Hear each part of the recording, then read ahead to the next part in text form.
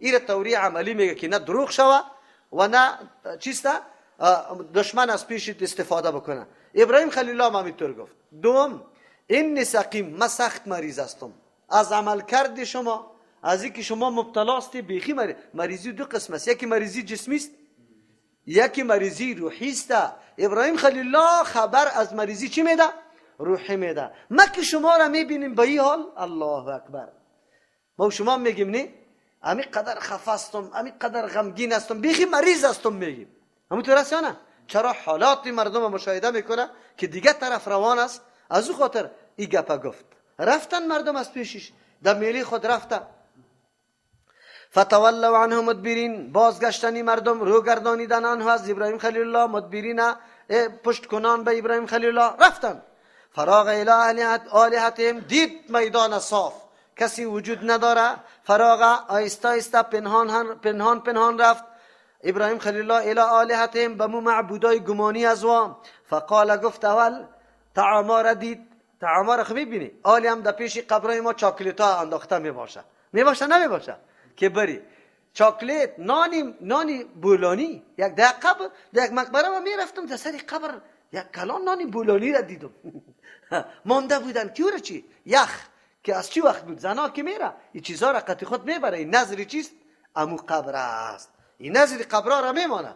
ابراهیم خلیل الله طعاما را دید که چنده شده او یا لق سیدار این شکلا. اول خو الا تاکلون، فقال، گفت الا تاکلون، چرا نمیخوری؟ وی شما چطور معبود هستی؟ طعام هم خوردن نمیتونی؟ مالکم، باز برشان میگه چی شده شما را لا تنطقون، که شما سخن گفتن نمیتونی، هیچ گپم نمیزنی، عجیب معبود است.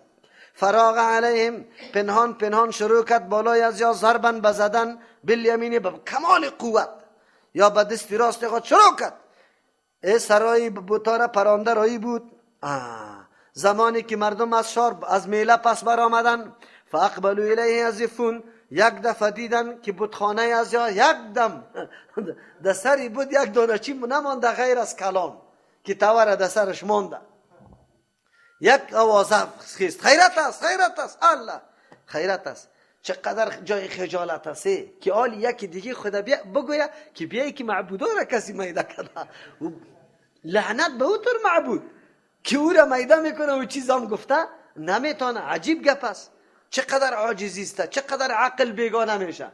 یکی دیگه خدا گفتن که بیا بتخانه را سعی کنی که چیز نمانده. وی امو جوان است، جوان خو معلومدار میباشه نه امی گپای توحید میزنه. شما هم میتون معلومدار هستی در قوم یا نه؟ نه حالی که در هر جای زیارت و ایران شود شما هستی، ماندنی تا نیست. اینمی بچه فلانی امی گپا را زیاد یاد میکرد، اما تو رست یا نیست. هر جای که بدعت از بین میبره انگشت نما شما هستی. ابراهیم خلیل الله انگشت نما بود. بعد انسان هم طور باشه. الحمدلله اگر به این عقیده مردم ما را میگیره فخر کنیم. بعد به انگشت خود طرف ما به این خاطر نمیگیره که تو زنا کردی، تو دزدی کردی، تو قمار زدی، تو شراب خوردی. به خاطر چی میگیرن؟ بگه به خاطر یک تا پرستی الله که تو دعوت میدی بس یک تا پرستی الله. اگر امروز چرا را چپا کنی، اگر امروز یک دانه چیسته قبر شما ویران کنی که خیلی بلند است و گل کاری شده، انگشت به طرف شما گرفته میشه، دیگه کس نمیگیره، حتما است شما را میگیره. فکرتان شد؟ ابراهیم خلیل الله آلی همت خود از دست میده. مردم چی میکنه؟ فاقبلوا، روی آوردن الیه بسوی ابراهیم خلیل الله یزفونه، که میشتافتن بدو میکردن. چرا؟ بنا به تکبر. وای هی معبودی ما را از بین برده. قال ابراهیم خلیل الله برش میگه تعبدون، شما عبادت میکنه ما آن چیزی را تنحتونه که خود میتراشه، خودتان جور کرده با دست خود. این خود جور کرده دست خودتان است، چی رقمی را پرستش میکنه؟ والله خلقکم، الله شما را پیدا کرده، و ما تعملون، هر عملی که شما انجام میده الله پیدا کرده. خالق الله است، کاسب کیست؟ بنده. یکی خالق است بگوی، یکی کاسب است. خالق الله است. ما که دست خود بالا میکنم، پیدا کردن دست بالا کردن کی میکنه؟ الله. خود کسب کی میکنه؟ ما. الله که ثواب و عقاب میده، در مقابل کسب میده، در مقابل خلق نمیده. خلق خودی الله است. رد شد بالای جبریه هم قدریه هم. وای که میگه ما مجبوری محض هستیم، اختیار نداریم، سر از وام رد است. وای که میگه نه ما فاعل مختار هستیم، سر از وام چی است؟ رد است. چرا که خالق الله است. قال ابن له بنیانا، اینی منطقی کسایی است که دلیل و سند نداره. قرآن بیان براتون میکنه که کسی سند و دلیل نداشته باشه آخری دست در کجا میبره؟ در زور و ظلم، در تعرض دست میبره. امیالی تو برو یک مولا را از پیشش یک سوال بکو جواب نداره، خب مردم امر میکنه میگن نمانی که وابی شده بزنشه، نمانه، دلیل نداره، دلیل از پیش طلب کو، دلیل نداره. این قانون قرآن برای ما بیان میکنه. قال ابن له بنیانا، گفتن این رای ظلم میگه، رای ظلم اختیار میکنه، این همی حجتی مردم های هستن که سند و دلیل نداره. چی میگه؟ قال ابن له، گفتن جور کنی بری از یا بنیانا، یک آبادی را چار دیواری برش جور کنی، خب چقور بزنه، فلقوه، بعد از اون بندازی ابراهیم خلیل الله را فی الجحیم، دری آتش تیز ای را بندازه. فارادو بی کیدن، قرآن کریم فقط نقل میکنه، این واقعه را مفصل در اینجا نمیاره، اصلی مطلب از پیش میگیره. فارادو بی، اراده کردن این مردم به ابراهیم خلیل الله کیدن، از سازشا، فجعلناهم الاسفلین، ما گردانیدیم یاره الاسفلین الذلیل، که با مراد و مقصد خود نرسیدن. یا خو میخواستن ابراهیم خلیل الله از بین بره، ولی ابراهیم خلیل الله از بین رفت؟ نه. چی درسای عظیم است برای ما؟ ابراهیم خلیل الله خواب میدانه قوم سر من میایه جمع میشه، کسی دیگری هم وجود نداره، فقط من گوش نماستم. خوی عمل ترک میکنه یا انجام میده؟ عمل انجام میده. چرا؟ این خودش دلیل بالای ازی بود که شما چیزی را پرستش میکنی که از خود دفاع کردن نمیتونه. برای شما چی باشه؟ آلی خجالت نیستن. امو قبرایی که ویران شده، یا خو عقیده داشتن که این قبرها بسیار زوردار هستن. بسیار زوردار است یا نه؟ عقیده داره. همیالی هم مردم عقیده دارن. خیر چرا از خود دفاع نکردن که امو را بیران میکردن؟ بعد از خود زور می نشان میدادن. عجیب گپ است. وقتی از خود دفاع نمیتونه، قبر خود نگاه نمیتونه، چطور شده میتونه حاجت و مشکل تو را پوره بکنه؟ چقدر است. البته این گپ در ذهنتان باشه که منظور از ویران کردن قبر این توهین ولی یا بی احترامی ولی نیست. ولی اگر خودش زنده می بود در قبر خودی گپاره نمیموند، اول قبر خودش ویران میکرد. چرا که پیغمبر علیه السلام علی رضی الله عنه مامور ساخت که تو قبر بالا را نگذاری، او را مکمل از بین ببری، مکمل. در یک جمعه یک مولوی صاحب، در جمعه این جمعه نه دین روز نه چی جمعه پیشینگاه، و یک مولوی صاحب خست گپ از بدی امی محمد ابن عبدالوهاب کرد که اینی طور ویران کرد قبرای اولیاء را. ما گفتم بله، توصیه کی را عملی کرد؟ محمد رسول الله. اگرچه ما ضرور نیست که از او دفاع کنیم، هر کس از عمل خود، از منهج خود، از کردار خود دفاع بکنه، لیکن تو که یاد کردی، تو بیچاره میقدر نمیفهمی که این ماموریتی بود که پیغمبر علیه السلام علی رضی الله عنه مقرر کرد. علی رضی الله عنه باز کی را؟ ابوالهیاج اسدی را او را مقرر کرد که اینی طور قبره که بالاست از یک بلس بالا او را نگذاری، او را مکمل از بین ببری. خودی پیغمبر علیه السلام این کار کرده. خود چرا او را عیب می لگانی؟ خوب کار کرده، کاری که موافق دین است، پیغمبر آرزو داشت، همون کار کرد. ابراهیم خلیل الله میفهمه که مردم مرا میگیره، همت خود از دست نمیده، کار خود انجام میده. باز بریازی چقوری کنده میشه و چوبا در داده میشه. خب به چشمی سر ابراهیم خلیل الله میبینه، میترسه؟ خوف از الله داره، از کسی دیگری نداره. ما و شما اگر 4 خمچه زده شیم دنیای اعترافات میکنیم. ما و شما اگر یک کمی تهدید شیم الال بکشی از قومی داری، باز دیگه در درست نمیاد. کجاستی فلانی خان؟ در درس معلوم نمیشی. والا مردم مرا گفتن که دیگه اگه این کارا را کردی ما تو را از قوم داری میکشیم. خود دیگه حالی در درس قرآن هم نمی نه عمل به حدیث پیغمبر بیخی ترک میکنه، خیرت است. والا مردم مرا میکشه، برادرها اینطور میکنه. نه، ما باید درس بگیریم که ابراهیم خلیل الله کیش کدام شخصیت بود. گپی پدر خود گرفت، گپی قوم خود گرفت، گپی پاچا را گرفت. نه، در کوره آتش انداخته شد، خو لیکن از عقیده خود نگشت. اگر کسی خود ملت ابراهیمی شمار میکنه، امیر رقم موقف داشته باشه، امیر رقم منهج باید داشته باشه. او به هر قدر تهدیدات مردم تن نمیده. چرا؟ عزت دهنده و ذلت دهنده کیست؟ الله تبارک و تعالی است. الله میگه فارادو بی کیدن، اراده کردن به ابراهیم خلیل الله کیدن، از سازش جور کردن در مقابلش گیر از بین ببره. فجعلناهم الاسفلین، الله میگه ما ایره گردانیدیم از جمله ذلیلا، یعنی در مقصد و مراد خود نرسیدن. و قال اینی ذاهب، بله این مردم خو آخر الامر ابراهیم خلیل الله را در آتش میپرته. ابراهیم خلیل الله بشینه و بگویه که من مسئولیت خود ادا کردم، دیگه موسی در دین خود و عیسی در دین خود باشه، من دیگه زندگی خود پیش میبرم. یا میدانه دین خود نه، الله بر نمیگذارشه. آلی بعد رای هجرت در پیش بگیری، قوم، قبیل، وطن، دارایی، ملک، جایداد همه را بگذار، حرکت بکو، سفر بکو. اینجا قومی و اقارب تام بود از تو دفاع نمیکرد، آیا در منطقی بیرون از تو دفاع کس میکنه؟ لیکن امر الله است. بله شده میتونه در این قوم کسی نپذیرفت، در قوم دیگه پیدا شود که بپذیره. او همینطور است. قدرت الله، عالم در منطقی خود کار نمیتونه تا که از منطقی خود چی نشود؟ بیرون نشود. چرا؟ در منطقه خود میگه از روی او دور زادگی میگه ایگه پاره. خب و قال اینی ذاهب، گفت ابراهیم خلیل الله اینی ذاهب، من رفتنیستم الی ربی، به سوی پروردگار خود، سیهدین، زود است که الله بر من راه حق راهنمایی کنه. ما به سوی پروردگار خود، سوی پروردگار کجاست؟ الله خو مکان نداره، بله هر حرکتی که به خاطر نصرت دین الله باشه او حرکت برای کیست؟ برای الله هست. هر قدمه، هر فکری را، هر اندیشه را، هر عملی را، هر نیرویی را که تو مصرف میکنی به خاطر کامیابی دین الله، او چی است؟ نصرت برای دین الله است، او رفتن به سوی الله هست. کجا میره؟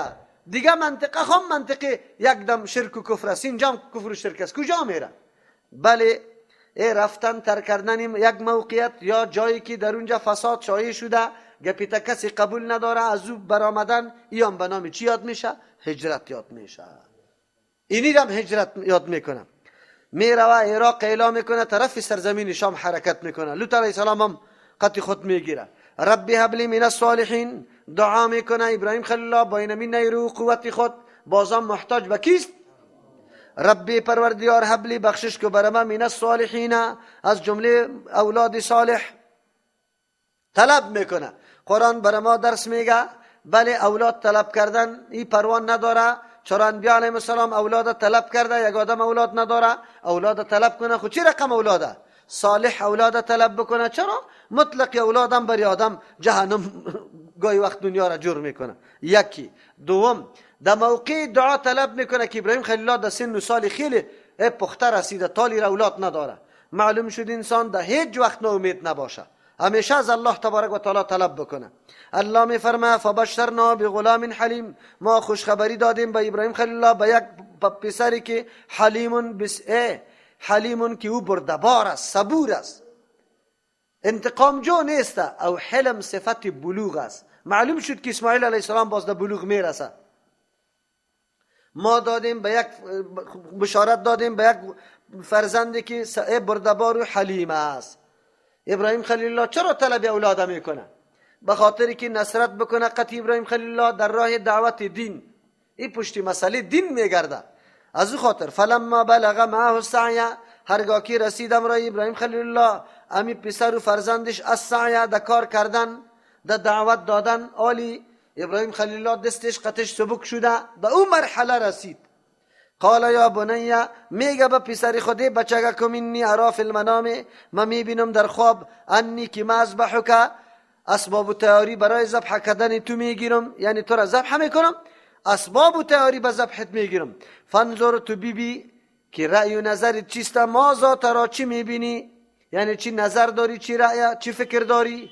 قال او برش میگه یا ابتی پدر جان، افعل، انجام بده ما آن چیزی را تو مرو که به تو مامور کرده میشوی، ستجدونی، زود است که تو مرا بیابی، ان شاء الله، اگر الله خواسته باشه، من الصابرین، از جمله صبر کننده ها. چه درسای عظیم بر ما میده. ابراهیم خلیل الله کسی هم نداره، کویم نداره، اقارب دیگری هم نداره، وطن اله شده، در دیار هجرت و مهاجرت و سفر روان است. در اونجا از الله تبارک و تعالی اولاد طلب میکنه. الله برش اسماعیل علیه السلام هم میده. اولاد یک اولاد است، یک فرزند است. تنها به این تمام نمیشه. این فرزنده الله از پیش جدا میکنه با وصفی که سردی چشم بود، خوشحالی روحش بود. الله برش میگه تو در شام باقی بمان، این رقت مادرش هاجره حرکت بده. تا ای که ابراهیم خلیل الله قط جبریل امین آمده در هر سرزمین سرسبز میگفت که اینجا مامور هستیم که بمانیم، گفت نه، تا ای که در جایی که بیت الله وجود دارد اینجا ورچه گفت اینجا جایتان است. اسماعیل علیه السلام قطع هاجره رضی الله عنها اردو در یک بیابان خشک باقی میمانه. ابراهیم خلیل الله پشتی سر پس دور میخوره میره. چرا؟ به خاطری که آینده الله تبارک و تعالی میخواه ایره مرکز توحید، ایره مرکزی که کل مخلوق جهان در اونجا جمع شوه و از اونجا درس بگیره که کدام شخصیتی را که ما افتخار میکنیم به ملت بودنش ابراهیم خلیل الله کدام شخص بود، چطور اولاد داشت، چطور زن داشت، چی مفکوره داشت، چی کاروائی هایی را انجام داده. حاجی صاحبای ما که امروز میره پس که میاد دیگه هیچ چیز یاد نداره، والا در کوی سور رفتیم، در غار حرا رفتیم، در فلان مقبره رفتیم، اینی گپا را یاد داره بیچاره، دیگه چیز یاد نداره که اونجا چی تعلیمات بود، برای چی رفتی، چی گپا بود. ابراهیم خلیل الله هاجره بیبی را قطع کمکی طعام و آب امین جده دشت و بیابان، یک طرف خانم دیده نمیشه، مخلوق هم نیست، دشت و بیابان است. هر دوره میگذاره و پس روان میشه. هاجره رضی الله عنها که هرچی میگه ما را به کی میمانی، ابراهیم خلیل الله جواب نمیده. جواب داده میشه در میطور حالت یک فرزندی که خواسته خودیت است او چشم سرش یخ میشه، قطع یک سیاسری چیسته خانمی که هیچ چیز هم توانایی مقاومت هم نداره اینجا باقی بمانه، از او خاطر کدام قلب باشه که در می وقت جواب داده بتانه، از همون خاطر است. امی خانم ابراهیم خلیل الله هاجره رضی الله عنها بسیار هوشیار بود. در آخر مرتبه برش گفت که الله تو را امر کرده، امی قدر گفت که بله، گفت الله ما را خیر ضایع نمیکنه.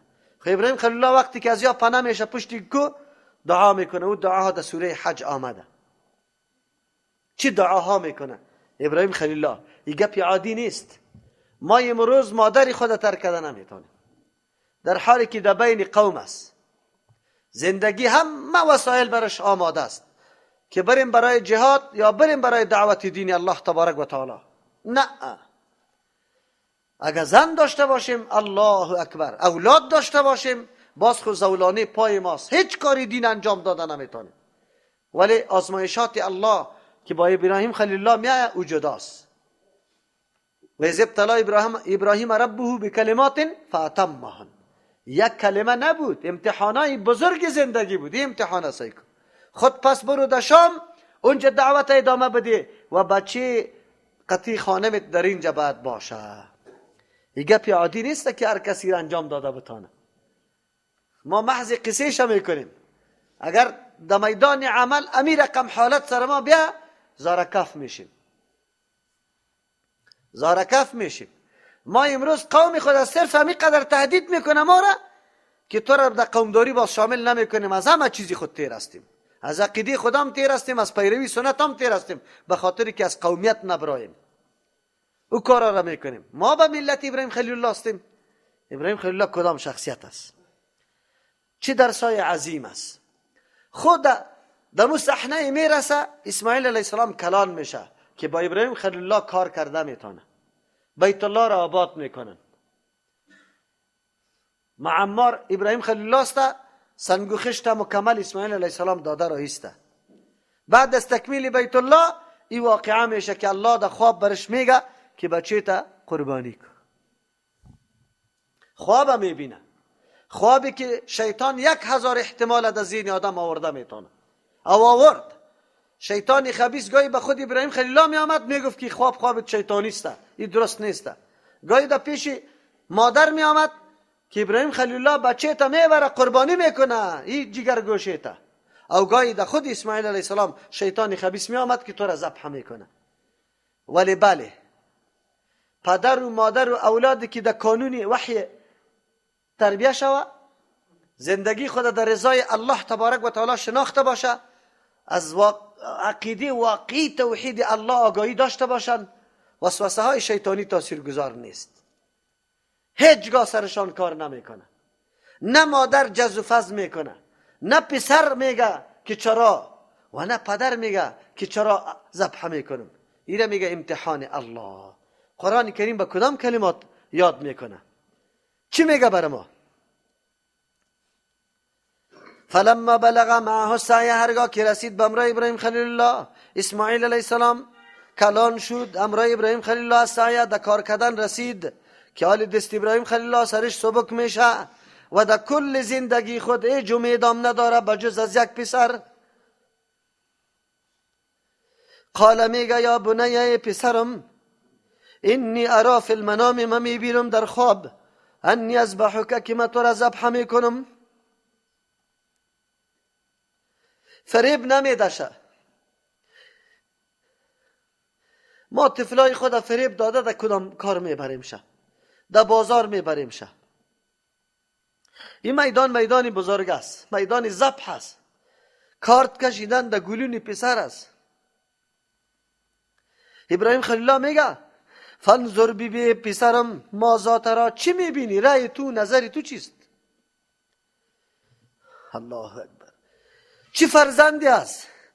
قال میگه یا ابتی پدر جان افعل، انجام بده ما آن چیزی را تو مرو که تو مامور کرده میشی. از جانب الله برات امر میشه، باز دیگه معطل کردن خوب نیست. کدام فرزند است لاف نمیزنه که من قهرمان هستم و در دم کارت خواب میکنم. میگه ستجدونی، زود است که تو مرا بیابی انشاءالله، اگر الله بخواه. در این طور میدان آزمایش قرار داره، بازم مشیت الله را میگه که اگر الله بخواه. من الصابرین، از جمله صبر کننده ها تو مرا میابی انشاءالله. فلما اسلم، هرگاه که هر دو تسلیم شدن به فرمان الله تبارک و تعالی، و تله انداخت اسماعیل علیه السلام للجبین، به بغل پیشانیش، روی بروی نبود. مفسرین ذکر میکنه که گفت پدر جان مرا روی بروی نانداز، مبادا که نظری رحمت و شفقت پدری سری روی ما بیفته و تو کار دکش کده نتانی. نافرمانی الله تبارک و تعالی نبیه. مرا در بغل پردو که نظرت سری چشم من نخوره.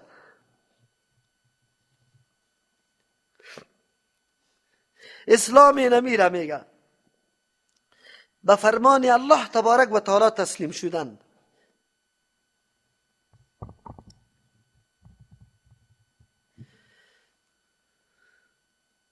با امروز اولادی هستیم پدر و مادر به باد مسخره گرفتیم، ادناترین خدمتش نمیتونیم. واره کنه فکر معرفی میکنیم. اگر به نماز بر ما میگه تا 2 روز قطش گپ نمیزنیم که چرا مرا در نماز میخیزانی. این اولاد از آغوش محبت پدر دور زندگی کرده، در دشت و بیابان قطع مادری خود کلان شده. خدمتای بزرگی پدر برش نیست که یک روز پدر به ناز و نعمت چیزی برش آورده باشه، ای خورده باشه یا زحمت در حقش کشیده باشه و امروز بگو یکی پدر او خدمتای در چشم میای، از خاطر تو هر کاری میکنی بکن. خو لیکن درس گرفته، درس دین میفهمه، نظام میفهمه که دین چیست. اینی را میگه اولاد داری و پدر و مادر داری. او چی پدری؟ نمیگه یک بچه دارم و ای را من خود دعا کرده بودم، خواسته بودم که رای دعوتی مرا پیش ببره، امروز چرا ای را قربانی کنم از دست بدم؟ شیطان 1000 نوعی ها را برش جور کرده میتونه. از امو خاطر در 3 منطقه به ابراهیم خلیل الله پیش میشه. امی ابراهیم خلیل الله قطع سنگ میزنه، میفهمه که تو شیطان هستی. اینطور پدر و مادر جز و فضل نداره. حکم الله تبارک و تعالی است، فیصله الله تبارک و تعالی است. امروز ما مادرها داریم، بچهش وفات میکنه به مرگی که به فیصله که الله فیصله کرده، اگه شهید شده، اگه موتر زده، اگه بم انفجار کرده، در هر جایی که است. خو لیکن ما گریبانا را پاره میکنیم، مادرای ما گریبانا را پاره میکنه، آوازش 1000 کیلومتر دور به مردا میرسه. نعوذ بالله. به الله میگه که او خدا خدای چپه شوه. نعوذ بالله. چرا؟ به خاطری که قرآن نشونیده، عقیده صحیح دین اسلام نداره، از او خاطر او گپا میزنه. ما مامور به قربانی میشیم. گوسفند ما در سال 1 مرتبه مامور میشیم قربان کنیم، حیله ها را برش کشیده استیم، گاهی میگیم قرضدار استیم، گاهی میگیم والا این طور استیم این طور استیم، اما قربانی گوسفند هم نمیتونیم کرده. در حالی که در حدیث پیغمبر علیه السلام میگه من وجد ساعتا، کسی که مطلق توانایی گرفتن گوسفند داشت باید قربانی چیسته یضحی، باید قربانی بکنه. اگر نمیکنه در مصلی ما حاضر نشود، در عیدگاه ما حاضر نشود. 1000 وسوسه ها و 1000 دلایل نعوذ بالله شیطانی را به خود پیش میکنیم که سر ما قربانی نیست، در ما قربانی نیست، قربانی نمیتونیم.